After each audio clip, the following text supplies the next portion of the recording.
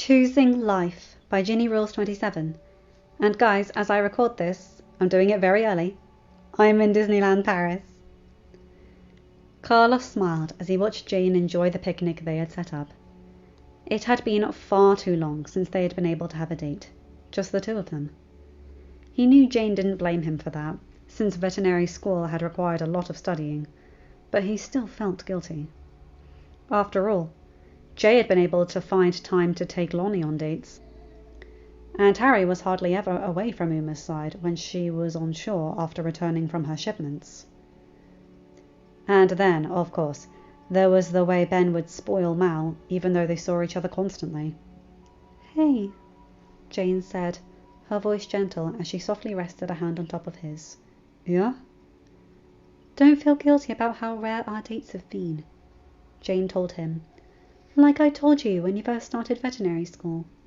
I'd rather you focus on your studies and have you all to myself after you graduate than be another thing that stresses you out." Carlos's smile grew as he heard that. How'd I get so lucky to have the world's best girlfriend? "I think there are some people who might say you're extremely biased," Jane chuckled. "Yeah, well, those people are wrong," Carlos said, before leaning over and kissing Jane on the cheek. "Congratulations on graduating, by the way." "Thank you," Jane said with a small smile. "God, it's honestly hard to believe I'm done with school now." "I know what you mean," Carlos chuckled. "I mean, it's almost as hard to believe as Mal being a mum or Uma being pregnant. Or the fact that Harry no longer hates Gil, for that matter." "Really?" Jane asked. Carlos nodded. "Oh yeah, I know you probably saw a glimpse of it when they arrived in Oridon, but back on the Isle, if Harry was alone with Gil, it probably wouldn't have ended well for Gil." "I don't understand why Harry hated Gil, though," Jane said, shaking her head. "Besides, he's perfectly harmless. From what Evie said, he's a great help to have in her shop, too." Carlos shrugged. "Honestly, we may never know why Harry hated Gil so much. There was some crew speculation that he was jealous because he thought Uma was interested in Gil." "That would explain why Harry's hatred of Gil seemed to decrease, or even disappear entirely, when Gil started dating Macaria," Jane said with a small smile. "And yet it took how long for Harry to realise his feelings for Uma?" "Far too long, if you ask any of the crew," Carlos chuckled, before smiling as Dude ran up to them, a small box in his mouth. Just like they'd trained for the past few months. After all, this wasn't just a date for the two of them. Carlos knew Jane's parents were planning a graduation bash for her, and he knew that this likely would have been the only time to ask his girlfriend a very important question. And yes, he had asked for parental approval. He might not have been born royal, but he had grown up on the Isle with Maleficent. He knew the importance of not angering the Fae, thank you. "I thought there wouldn't be any presents until the party tonight," Jane asked as she saw the box in Dude's mouth. I know, Carlos said with a sheepish smile, but I couldn't not get you anything. It's your graduation, after all." "Carlos, I know you've been working with Mum and Dad on the party," Jane told him, gently resting a hand on his cheek. "Not to mention you've been making time for me to get to know your siblings, though I already knew Ginny." "You did?" Jane gave him a small look. "Chad is practically my brother, Carlos. You don't think he wouldn't have introduced me to his girlfriend turned fiancée turned wife to me?" "You know, you could have just called Ginny Chad's wife, right? Believe it or not, I do understand the journey Ginny took in getting that title," Carlos snorted. "Oh, shut it," Jane shook her head. "You do know you're not supposed to tease me on my graduation day." So! And will you open your loot already?" Dude barked softly, as if agreeing with Carlos, and Jane gave both of her boys a small smile. "Of course, my apologies for holding this up," she said before picking up the box and opening it. "Oh, Carlos, it's beautiful!" "I made it with my 3D printer," Carlos says as Jane picked up the bracelet that had been inside the box. Do you really like it? I love it, Jane said as she slid the bracelet on. You and jewellery made from your 3D printer. How do you always manage to make the perfect thing? Call it a gift, Carlos told her, though his voice sounded a bit softer than normal. Did you read what was on it? Oh! Jane exclaimed. I'm so sorry, Carlos. I didn't. Let me do that. But you didn't have to engrave anything on it. It's beautiful as it is. Okay. Let me see. Oh, here it is. Jane, will you marry me? Jane's voice trailed off as she looked back over at Carlos, who had pulled another small box from his pocket. Jane, I know that being from the Isle, we were never taught how to express ourselves well, so I apologize if this is a rubbish proposal, but here I go. I love you, Mouse. I love the way your eyes light up every time you learn something new about your magic. I love the way you can sit and listen to me talk about animals or tech for hours. I love the way you can see the positives in everything. Hell, I loved the way you would squeak out of nervousness when we first met. I love you. You're one of my best friends, along with my girlfriend, and I never want to be apart from you. We have a saying on the Isle, that if you want something, you take it. Well, I'd like to take a life with you, if you'll have me. Jane, will you marry me? Jane gasped as Carlos opened the box to show one of the most beautiful rings she could ever have imagined. If she were the type to compare it to maybe Mal's or Ginny's ring, she might have been disappointed. But she wasn't. She loved the gold band with a solitary blue gem in the centre, the sides of the band embedded with diamonds. Though not all the way. Actually, it looked as if the diamond stopped halfway down the band, which Jane found she preferred. Jane? Carlos asked softly, as Jane flushed, as she realised Carlos was still waiting for an answer. Yes! Yes, I'll marry you, Carlos! Jane nodded, and Carlos grinned as he gently pulled the ring out of the box and slid it onto her finger. Let me guess. You made it on your 3D printer? Jane asked with a small chuckle as she admired the ring. Carlos flushed slightly, but shook his head. No, Clay actually took me ring shopping last weekend. I knew I wanted to propose to you, and he wanted to do something brotherly. Now that we actually could do something like that. You couldn't on the Isle? Jane asked as she looked over at her fiancé. God, that was so nice to think, let alone say. In all honesty, she was surprised she was engaged. After all, she spent all her school days thinking no guy would ever want her. Who could blame her, though? Compared to Audrey and Lonnie, and even Mal, Uma and Evie when they arrived to Warridon Prep, she was just a plain Jane no one gave a second look to. But now, she had arguably one of the best fiancés a woman could ask for. Carlos sighed, bringing Jane back to the conversation at hand. So, with Clay and me, the way our family dynamic works is that he shares a father with Ginny, Carlos explained, but he shares a mother with me. Jane wasn't exactly proud of the fact that it took her a moment to realise what Carlos was telling her. With how close he had grown to the Radcliffes, she had begun to think of Anita as Carlos's mother, rather than his biological mother who was back on the Isle. You mean? Yep, Carlos nodded. Cruella de Vil has more than one son. But why didn't he live with you? Jane asked. From the rare stories Carlos would tell her, it was clear that Cruella saw her son as nothing more than a servant to cater to her every whim. Why would she pass up the opportunity to have more than one? I don't know, Carlos said. And I mean it. Clay doesn't even know why he didn't grow up with Cruella, but he does know that his dad outright loathes her. Not as bad as Lord Hades loathed Maleficent, but it was still pretty bad. Clay used to tell me that his dad used to tell him not to be around Cruella without a rifle or a sword. She was that dangerous. Really? Jane asked. Yeah. Carlos nodded. Once Clay asked his dad why, since in all honesty Clayton wasn't exactly Father of the Year back on the Isle.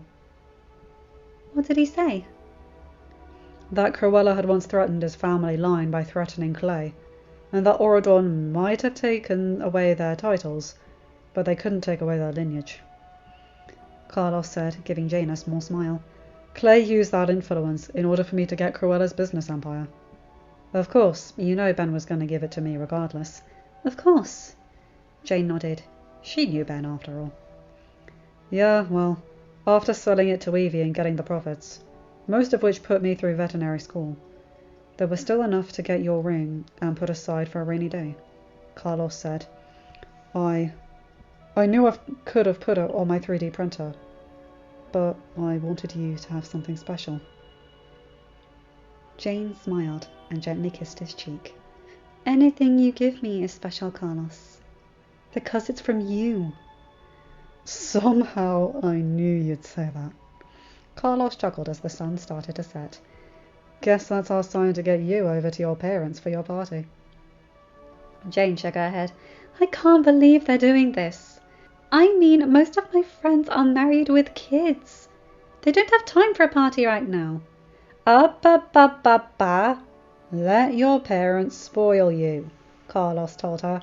After all, if they weren't throwing you this party, I wouldn't have had the best moment to propose with this picnic.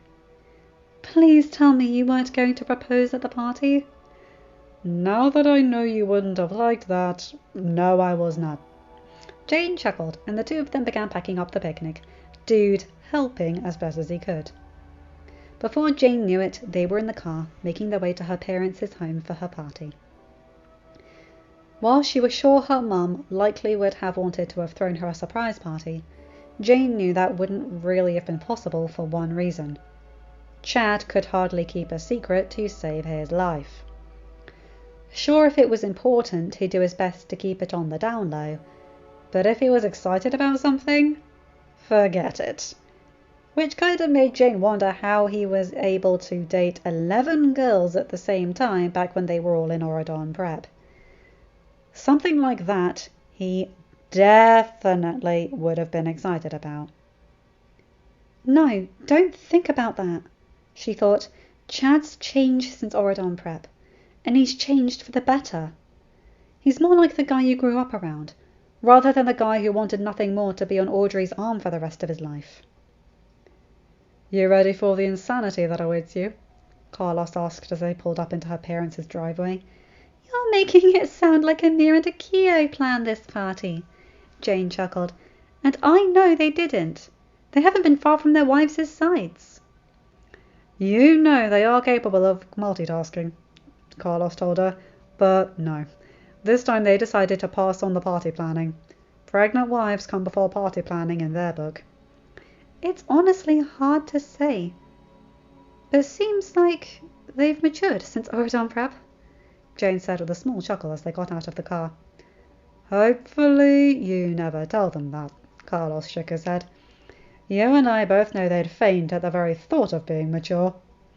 Jane smiled as Carlos led her into the house, and the smile only grew as she saw all her friends and family milling around with a large banner that read, "Congratulations, Janie," on it.